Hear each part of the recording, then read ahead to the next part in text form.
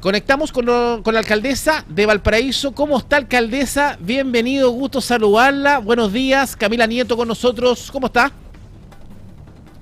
Bien, y ustedes, buenos días. Un gusto estar con ustedes un ratito. Oiga, hace rato que no la veíamos, alcaldesa, pero la vemos ahí en terreno, ¿cierto? Preocupada, ocupándose. ¿Cómo han sido estos últimos días con la seguridad de los colegios? Hemos vivido esta amenaza, ¿cierto?, en diferentes establecimientos educacionales. ¿Cómo se enfrenta desde la alcaldía, desde su mirada, ¿cierto?, este tipo de situaciones que han afectado a nuestros niños y niñas en diferentes establecimientos y sobre todo los más grandes en Valparaíso, este aviso de bomba en el Duoc, ¿cierto? Bueno, lo primero es que creo que comparto la preocupación que tenemos todas las personas respecto de la seguridad de los establecimientos educacionales. Yo creo que tener 136 denuncias de amenazas de tiroteo desde el 23 de marzo hasta la fecha es un número que nos tiene que alarmar, que interfiere también en los procesos educativos, en la continuidad también de las clases de los establecimientos. Bueno, y para qué decir también los hechos que han generado la pérdida de vida también de docentes o de auxiliares de la educación. Entonces yo realmente creo que hay que tomar este tema con la premura que requiere. El punto es qué significa tomar este tema. Y yo creo que ahí es donde tenemos como adultos también que tratar de tomarlo de una forma integral. Hay una dimensión, por supuesto, que es reactiva, que es cómo prevenimos, cómo evitamos que los alumnos lleguen con armas al establecimiento educacional, y eso es algo necesario de hacer. Pero también hay otra dimensión, yo lo quiero mencionar así porque creo que en mi rol de alcaldesa es importante también transmitir lo que yo veo. Yo lo que veo es que se necesita también muchos más recursos en salud mental, se necesita muchos más espacios también de cuidado para la niñez en Valparaíso. Nosotros, y yo particularmente, he mandatado a los equipos a que la niñez sea y la adolescencia sea una prioridad dentro de nuestra gestión. Esta semana, de hecho, ya constituimos nuestra oficina local de la niñez, paramos nuestra mesa interinstitucional donde tenemos a todos los servicios públicos y a todas las áreas del municipio que trabajan en materia de niñez para aliarnos y ver cómo la oferta, por ejemplo, existente es capaz de generar más contención de la que está generando. O sea, la violencia, un joven no se levanta en la mañana y dice hoy día voy a elegir amenazar de tiroteo, es algo que se viene fraguando desde mucho antes, y yo creo que ahí al menos los municipios es donde tenemos que estar. ¿Cómo están las municipalidades de Valparaíso? Nosotros tenemos dispositivos que son nuestras escuelas de fútbol y de básquetbol en los lugares que de pronto son los más estigmatizados de la ciudad de Valparaíso. Tenemos convenios con la Santo Tomás que nos permite una atención integral también a los niños, niñas en dimensiones del área de salud, y créeme que si tuviéramos mucho más dinero podríamos también hacer muchas más cosas o potenciar estos dispositivos y generar también los convenios necesarios con los espacios de cuidado que son los centros comunitarios que también funcionan en los cerros de la ciudad, pero necesitan también mayores recursos o una inyección de los mismos para generar reales condiciones de trabajo con las niñas y la adolescencia de la ciudad. Exactamente, estamos con Camila Nieto, alcaldesa de Valparaíso. Usted tiene un análisis que va directamente a la salud mental, va un análisis, cierto, que a la preocupación de que algo nos está pasando en las comunidades escolares, de que nos empieza a motivar justamente a generar estas bromas o esta alerta. Pero su par, la alcaldesa de Quilpué, tiene otro pensamiento y me gustaría saber su opinión al respecto. La alcaldesa Carolina Corti, que es de Renovación Nacional, usted es de directamente el Frente Amplio, ¿cierto? Son posturas políticas distintas. La alcaldesa de Quilpué atribuye estas amenazas en colegio a motivaciones políticas. Ella dice, esto no lo vivimos en la época del presidente Gabriel Boric. Carolina Corti sostuvo con nosotros en nuestro programa que aquí existe o existiría un modus operandi detrás de estas amenazas, estos hechos, y apuntó a grupos organizados que buscan generar estrés social en la población. ¿Hay motivación política en estas amenazas a los colegios, alcaldesa?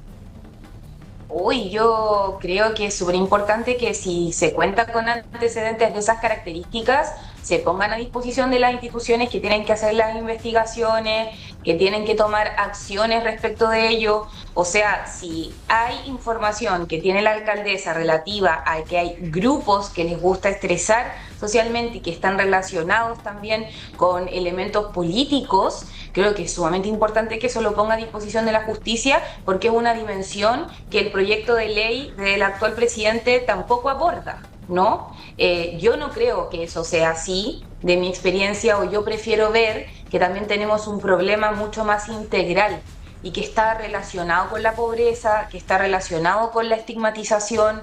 Ahora bien, yo estoy de acuerdo con que hay que tomar medidas que sean reactivas o de reaccionar, pero esas no pueden ser las únicas medidas que tomemos. O sea, nosotros somos los adultos responsables y como adultos responsables, incluso yo como alcaldesa, que ya no tengo el área de educación dentro de mi administración, incluso yo como alcaldesa me siento responsable a generar una oferta municipal que nos permita llegar a esos niños que tienen y viven muchísima violencia diariamente dentro de sus espacios, que no los cuidan probablemente y que es nuestra responsabilidad estar ahí como sociedad adulta, ¿no? Entonces a mí me parece muy simplista decir que esto es solamente porque hay grupos, no sé, políticos incentivando esto. Yo, si lo hay, lo desconozco. Si él tiene la información, creo que tiene que ponerla a disposición Exacto. de la justicia. Creo que es importante que se investigue y no es y de algo que estoy segura, que eso no es el único elemento que nos tiene así el día de hoy con estos niveles de violencia en los establecimientos educacionales. Porque una cosa son las amenazas de tiroteo y otra cosa es lo que pasó también del estudiante que asesinó a la inspectora. O sea, son cosas que yo creo que obedecen a un mismo fenómeno del cual tenemos que hacernos cargo como adultos responsables de esta sociedad. Exactamente, estamos con Camila Nieto, alcaldesa de Valparaíso, que justamente descarta cualquier tipo de motivación política en esta crisis de seguridad y claro, invita a la alcaldesa Quilpué a colocar los antecedentes en la justicia si efectivamente ella tiene antecedentes de este tipo. Ahora, alcaldesa Camila Nieto, usted, alcaldesa de Valparaíso, ¿cierto? Está viviendo su primer periodo en la comuna y ¿cómo ha visto a este presidente José Antonio Kast este primer mes? ¿Cómo le afecta a Valparaíso, a su comunidad, cierto, las medidas que ha tomado este gobierno, como por ejemplo haber eliminado el tradicional MEPCO o cómo funcionaba inicialmente el MEPCO, lo que nos significó un alza a la benzina?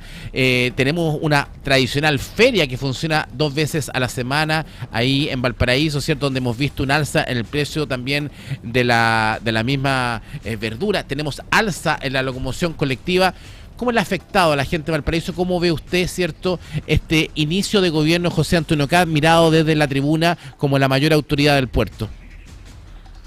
Bueno, lo primero como que quiero destacar y no poner en duda, yo como alcaldesa he estado en conversaciones con las autoridades regionales y solicitando las conversaciones con las autoridades nacionales porque yo entiendo que tengo que conversar para lograr las cosas que necesita la ciudad de Valparaíso y en ese sentido hay un respeto a la autoridad que han elegido todos los chilenos y chilenas o su mayoría. Eso es lo primero. Quiero también mencionar en segunda línea que a mí me parece que estamos viviendo una situación bien compleja. Voy a dar un solo ejemplo. Cuando aparece el tema de la eliminación del MEPCO, la subida drástica de los combustibles, eso a nosotros nos afecta en 2 líneas. Primero, a la interna del municipio. Tenemos que buscar de dónde sacamos 500 millones para poder mantener todos nuestros servicios que utilizan el combustible, ¿no? La recolección de aseo, nuestras patrullas municipales de seguridad, nuestra flota que mueve a los funcionarios a hacer distintas acciones dentro del territorio. Eso es una cosa.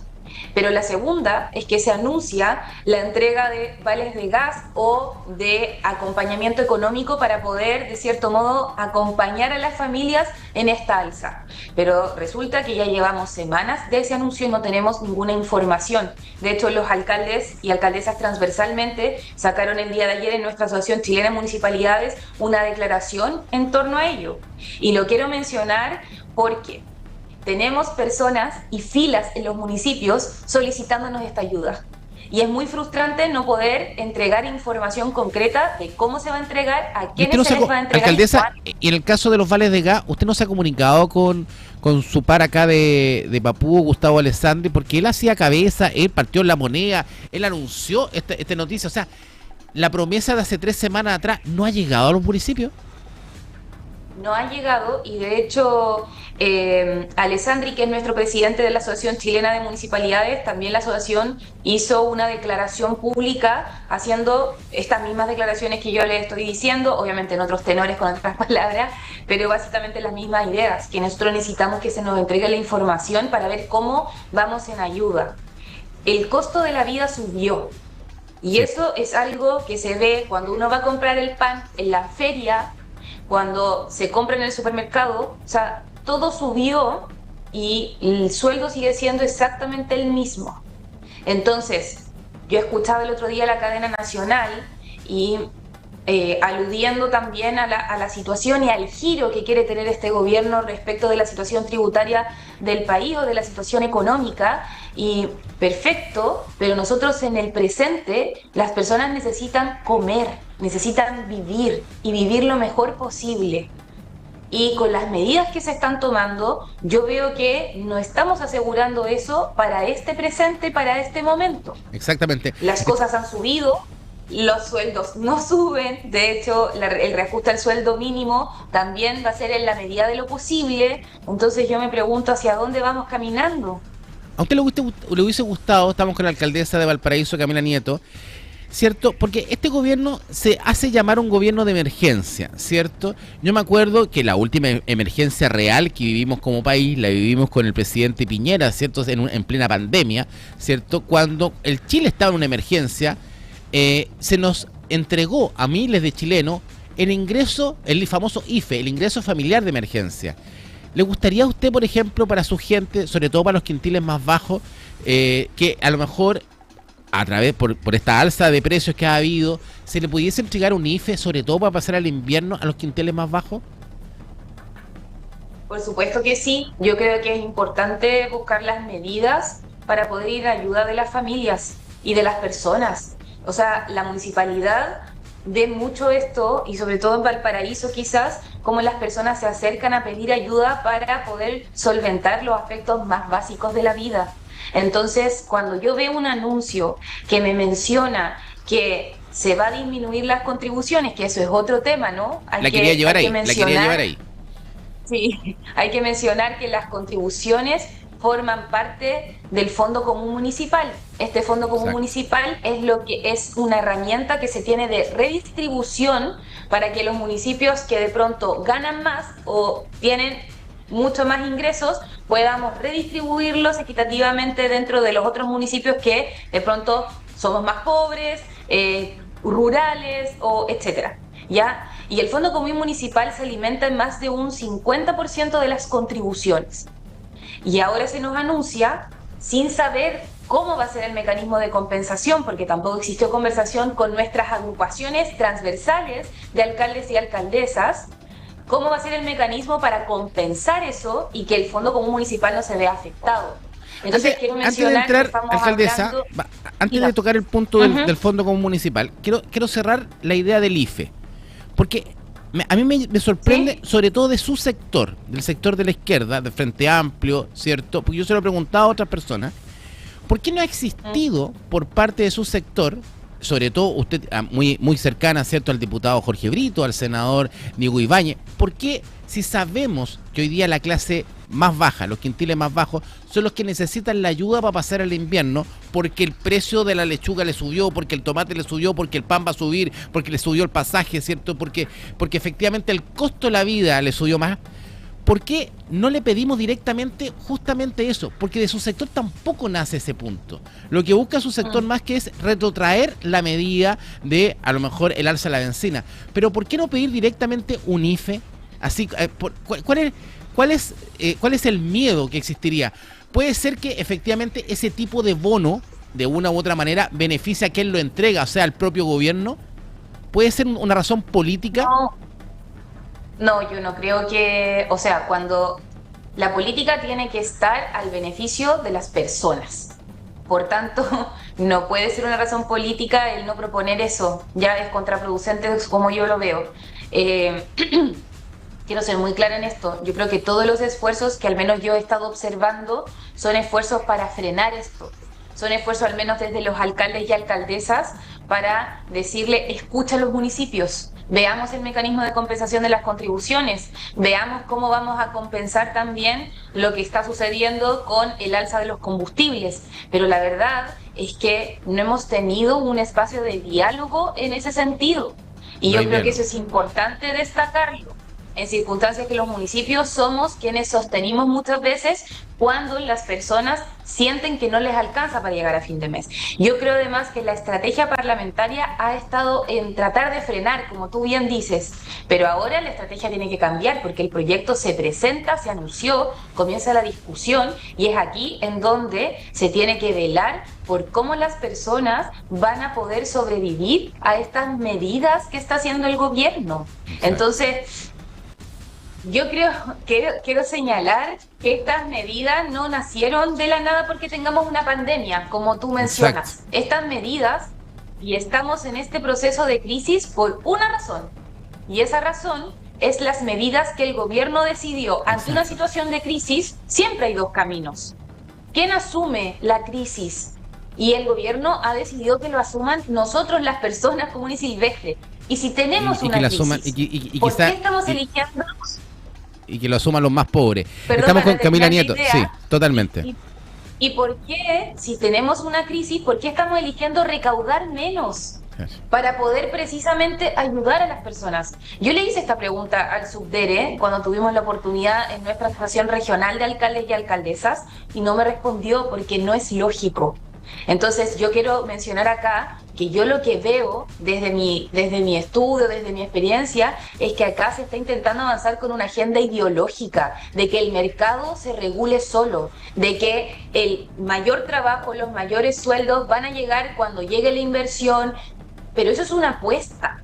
No sabemos si va a llegar la inversión. La inversión puede llegar en 2 años más. ¿Y qué pasa con ese niño o niña que acaba de nacer en una familia que ve disminuidos sus ingresos y tiene que sobrevivir? Entonces, ahí está la dimensión social que tiene que tener el Estado. No puede ser que estemos pensando que el mercado se regula solo. Entonces, quiero decir con esto, que en el proyecto de reconstrucción, porque además este proyecto se enlaza con algo que nos duele mucho, que es que Chile se quemó y que necesitan nuestros vecinos y vecinas volver a pararse. ¿Cómo no lo voy a saber yo que pasé por ese proceso? Sí. Pero además lo ponen con rebaja a la recaudación y lo ponen con una serie de medidas que debilitan al municipio financieramente para poder socorrer socialmente. Entonces, al final del día lo que se está haciendo es el avance de una agenda ideológica, poniendo como titular que es un proyecto que va a beneficiar a las familias de la reconstrucción. A mí eso me parece complejo. Bueno, estamos con Camila Nieto, alcaldesa de Valparaíso. Alcaldesa, usted ha tocado un tema importantísimo que tiene que ver con las contribuciones. A ver, contextualicemos a nuestra audiencia. Hemos tocado este tema que es bastante injusto, sobre todo para una persona mayor, sobre los 60 años de edad, ¿cierto? Que se esforzó toda su vida por tener su casa, ¿cierto? De repente tenga que, después de los 60 años, con la baja que son las jubilaciones en este país, tener que pagar las contribuciones, ¿cierto? Todos estamos de acuerdo que se tiene que eliminar, pero nos genera un problema eliminar la contribución. ¿Por qué? Porque estos fondos van directamente al Fondo Común Municipal. Ahora, ¿qué es de donde se reparten las platas para los diferentes municipios, donde están los presupuestos municipales? O sea, por una parte le vamos a quitar las contribuciones a la gente, pero por otra parte necesitamos compensar este dinero al Fondo Común Municipal. Se habla que el Fondo Común Municipal perdería 200 millones de dólares si se eliminan justamente las contribuciones, y que habría una compensación de 130 millones de dólares, o sea, faltarían 70 millones de dólares. No ha habido tampoco conversación con los municipios con respecto a esto, porque en el fondo aquí lo que pierden son todos los municipios de Chile, ¿o no? Así es, y fíjate que ha existido una coordinación de todos los municipios. Yo creo que la preocupación es bastante transversal. La Asociación Chilena de Municipalidades ha estado atenta a esto. De hecho, el día de ayer también, alrededor de 60 alcaldes y alcaldesas levantamos una carta también mencionando cuáles son nuestras preocupaciones respecto de ello. Yo quiero mencionar que hoy día las personas mayores de 65 años que viven solos con su pensión, hoy día están exentos del pago de la contribución, ¿ya? Porque hay un criterio de vulnerabilidad que se evalúa para el cobro de la contribución. Por tanto, hoy día se está avanzando a una excepción universal. O sea, una persona que fue ministro, que fue presidente de la República, que por tanto sigue ganando su dieta, su sueldo vitalicio, va a estar exento del pago de la contribución. O sea, estamos hablando de personas que tienen capacidad de pago. Es buen punto. Yo lo hablaba con una persona que del tema inmobiliario. Por ejemplo, Luxic. Luxic tiene más de 60 años, más de 65 años, ¿cierto? Es millonario Luxic. Entonces tiene hartas casas Luxic. Pero imagínense que Luxic coloque su casa, la más grande, que cuesta, no sé, 1.500, no sé, y dice, no, esta es mi casa, va a estar exento de contribuciones. Entonces quiere decir que el proyecto necesita un tope. Vivienda. Exacto, porque es su primera vivienda. Totalmente. Entonces tiene que haber esto está mal el proyecto. Tiene que haber un límite, alcaldesa, ¿no? Tiene que haber un límite. Tiene que haber un límite, porque si no estamos beneficiando a los que más tienen, y quiero insistir en eso, como en circunstancias que ya no subieron los combustibles, que ya subió el costo de la vida, estamos como ayudando a los que más tienen. Entonces, ahí yo creo que es de toda lógica preguntarse, y es de sentido común, insisto, esto hablo de mi sentido común que también he forjado como porteña, yo vengo de una clase trabajadora y además ahora llego a ser alcaldesa y tengo una perspectiva también de la ciudad. ¿A quién estamos beneficiando con estas medidas? Entonces, cuando respondemos esa pregunta al revisar el proyecto, yo de verdad veo que es a las personas que más tienen. Porque, ¿qué va a implicar eso? Va a implicar que nosotros recibamos menos dinero del Fondo Común Municipal y los municipios tienen altos grados de dependencia del Fondo Común Municipal. Hay municipios que su 70% del presupuesto depende del Fondo Común Municipal. En el caso de Valparaíso, nuestro 50% la mitad del presupuesto municipal.